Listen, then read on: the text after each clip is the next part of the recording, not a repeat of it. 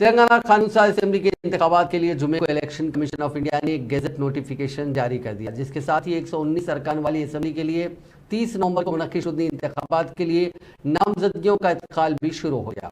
Election commission ने इंतखाबात के मुख्तलिफ मराहल के प्रोग्राम तय करने के लिए एक नोटिफिकेशन जारी किया। तमाम हल्कों के रिटर्निंग ऑफिसर्स ने फॉर्म 1 की शक्ल में अवामी नोटिस जारी की, जिसमें असिस्टेंट रिटर्निंग ऑफिसर्स के नामों की तफसीलात शामिल हैं। पर्चे नामजदगियां मौसूल करेंगे। ये नामजदगियां तमाम काम के दिनों में 11 बजे दिन से दोपहर 3 बजे तक 11 नवंबर तक हर असेंबली हल्के के दफ्तर रिटर्निंग ऑफिसर में मौसूल की जाएंगी। 13 नवंबर को नामजदगियों की तनकी होगी और नामजदगियों से दस्तबरदारी की आखिरी तारीख 15 नवंबर मुकर्रर की गई।